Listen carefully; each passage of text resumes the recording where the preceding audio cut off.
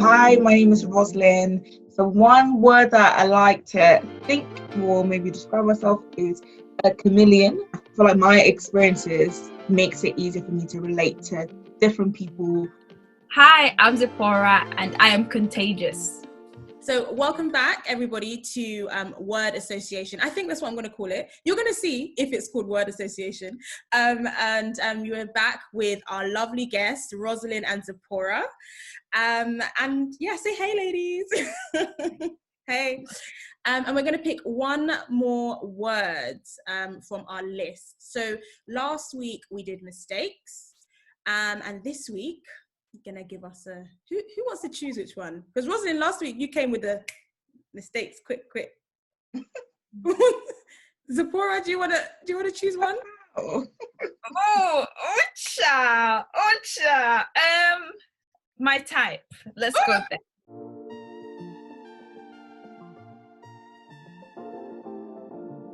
So by my type, I just for reference, I was talking about appearance. So who Let me sit well.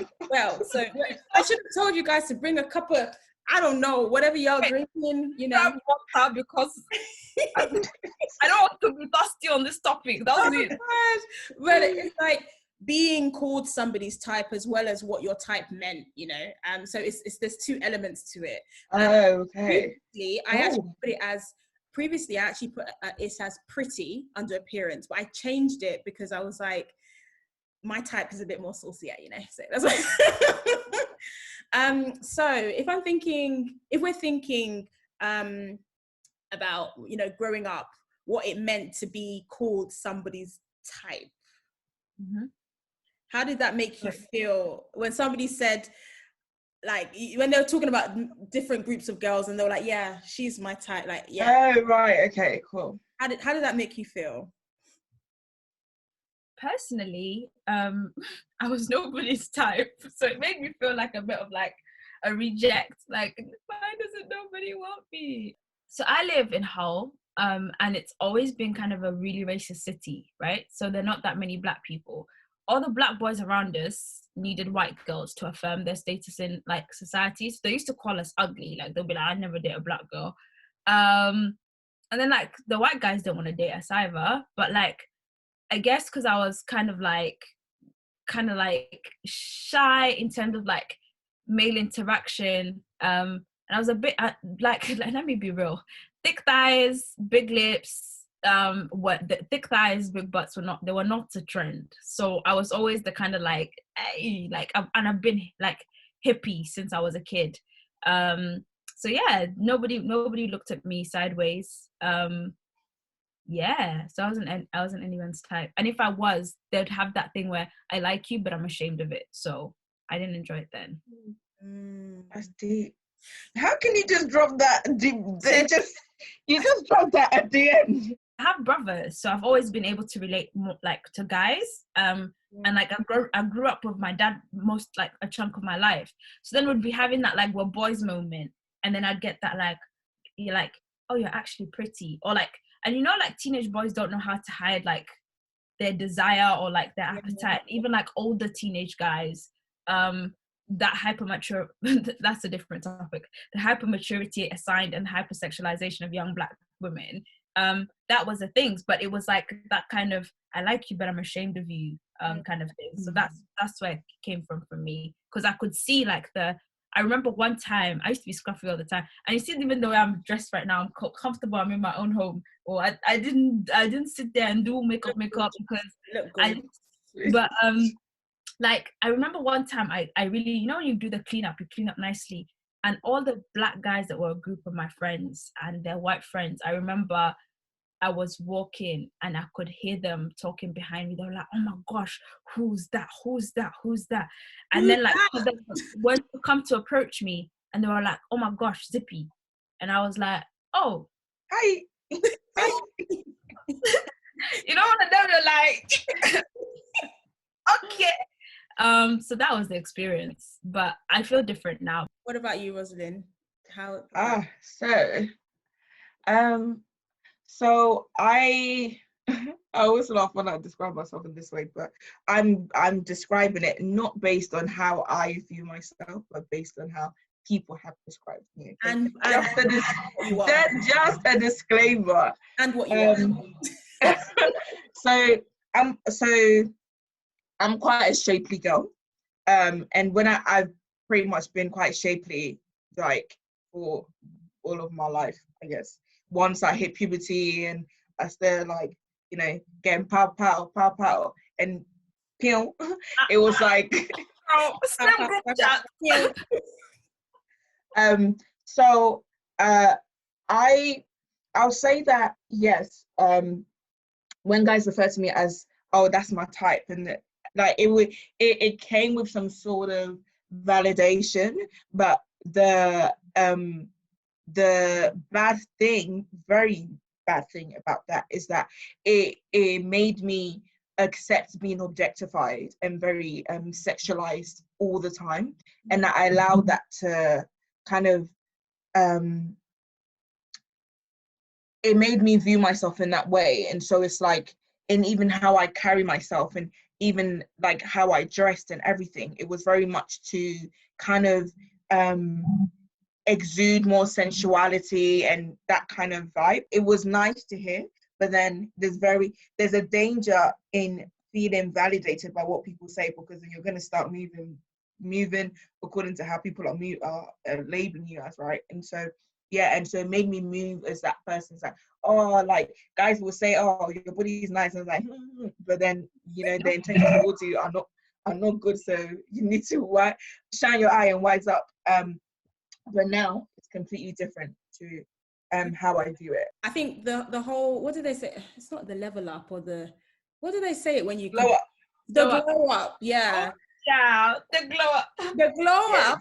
The glow up, you know, made a lot of people who want anybody's type, a lot of people's type. You know?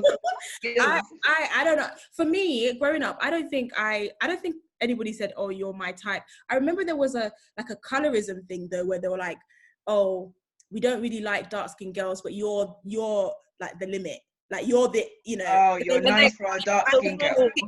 Yeah, so like I would still fit in the browning section, and I was just like, and I think there were sometimes I'd be like, oh, okay, I've made it, you know, I've made it.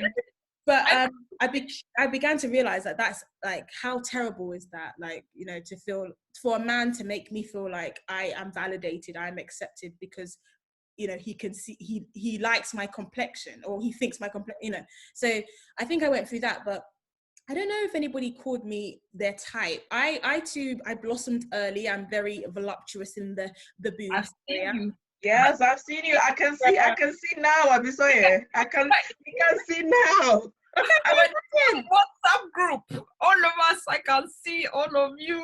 I'm screaming. Yeah, yeah. Do you know what? It's only now. I think this year I've actually been more confident with you know, my upper part of my body, because I've always felt like I don't want that to define the reason why someone likes me, because, oh, they see big boobs, you know. So it's very good that you recognized that early though. Yeah. But then because I recognized it early, I was dressing like a mummy when I was younger. You feel, is this something you relate with, Zippy? I was dressing like a mummy. It's because like I'm the smallest, bustiest girl in my mom's side of the family, and they're like blessed. And I remember like even grown men will now be talking to me like this, and it just made me uncomfortable. Yeah. So for years I've been dressing like one auntie, and it's like when you have that pum in the bottom, and then you have that pum at the top, and she said ping.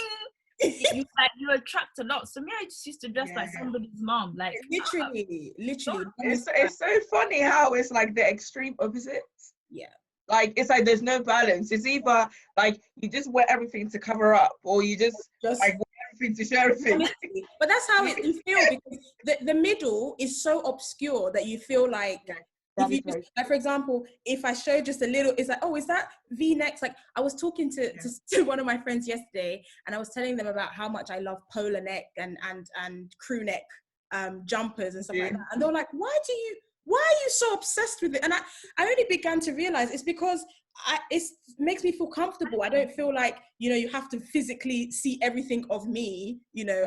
I feel protected. But yeah, so now when you're thinking about types, like, so being somebody's type now, how does that make you feel? Does it define you? Yeah, because we're grown folk now, so what does that mean to us now? I personally think we need to normalize my type. And I think that needs to be a thing. So we need to normalize and make healthy my type. What we need to get rid of is the general type that every guy needs to be looking for the same girl and every girl needs to be looking for the same guy. We need to sit down with ourselves, look at what you really find attractive and what you need in a partner. Like for me, I can't lie. Me, even and you also we need to normalize having our set of standards and not seeing the rest of the world through our set of standards. Because I can't lie. If you're, height is now a thing for me. It's never been a thing before, but now I'm like, do you know what? I want to feel small next to my person. Like for me, that's the thing. And some girls don't mind. I mean, I did 10 years with somebody we were like eye level together. So it's not, and I have to validate the fact that I'm not being shallow. I just want what I want. Yeah. And I'm done with this like thing, especially even like women of faith. Listen, sometimes, yes, search your heart, but sometimes God will also want you to have enjoyment in life. And I think that men need to come out of the closet with their types as well, because there's women that they would want, but because it's not the general type. Like, that's what I'm saying. Normalize your type, whatever your type is. So do you think there are men that are out there that their type is not the normal type and they're not saying it?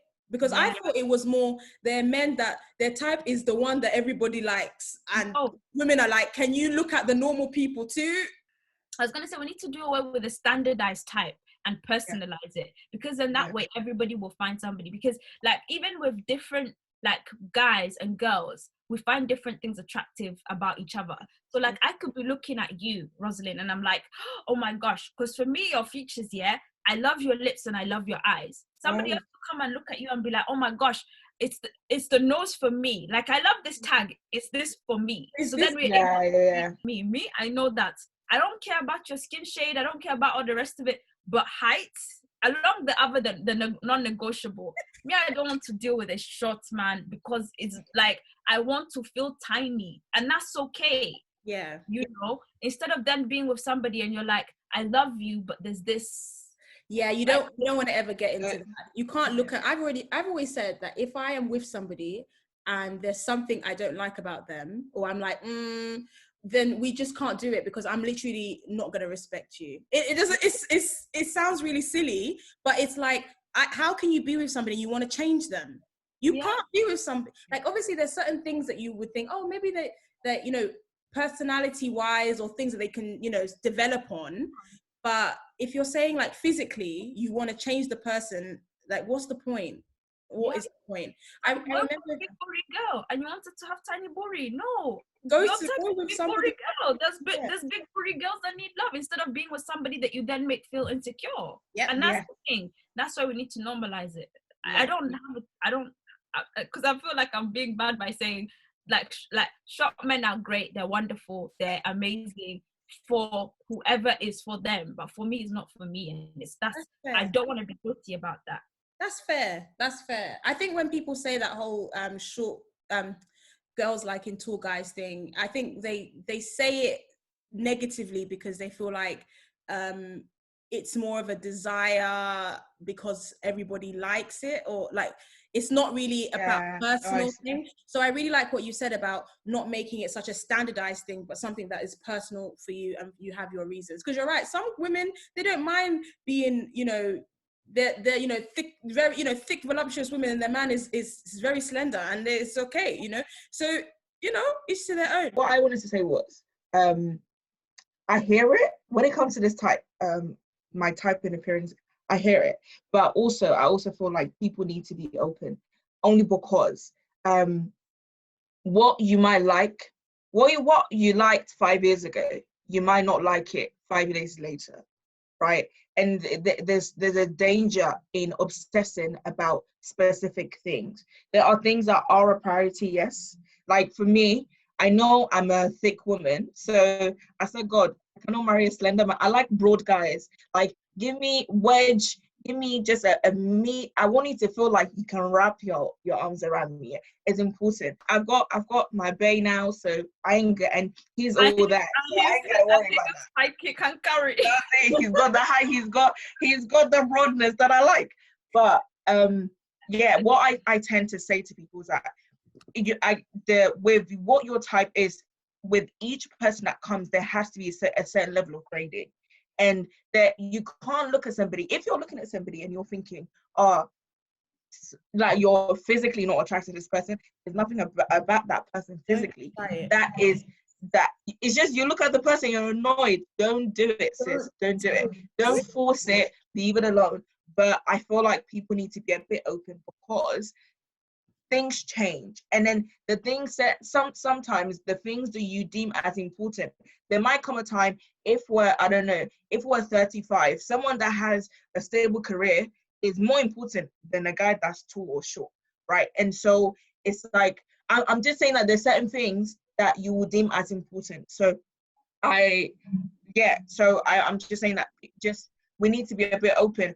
Maybe my potential type. Let's say normalize my potential type. Yeah, normalize the potential type, and don't go into things if you know you don't like the person. Still don't do it. I'm sorry.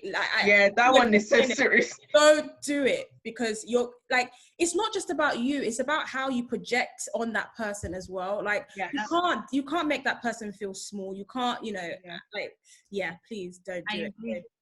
So okay. Thank you for that. And just to round up, if we just talk about like how we view when we're talking about our appearance and desirability now, so we've spoken about how we felt when we were younger. Now, as grown women, doing great things, being more confident about ourselves and being true to ourselves, how do we look at being somebody's type now? Do we care? No. For me personally, no. Yeah, I feel like I could be your type, but it might not be mine. I feel like before, it really weighed heavily on my security as a person.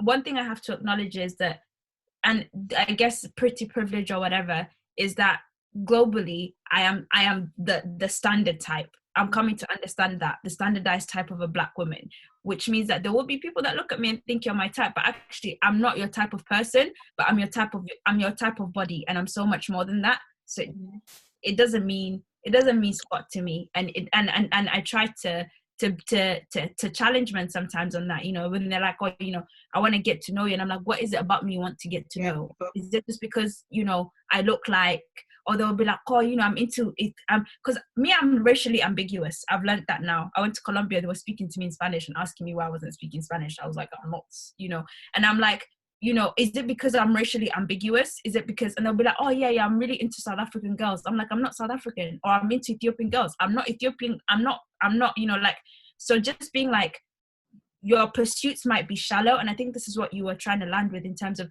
that's why I said, for me, height is a thing. It's part of my pack to pack parcel, but there is a lot of other stuff that my type has to fit into in terms of mentally, stability. I'm not building a boo, so like that kind of mentality. So it's, if you don't fit into that category, it's nice to have your type, but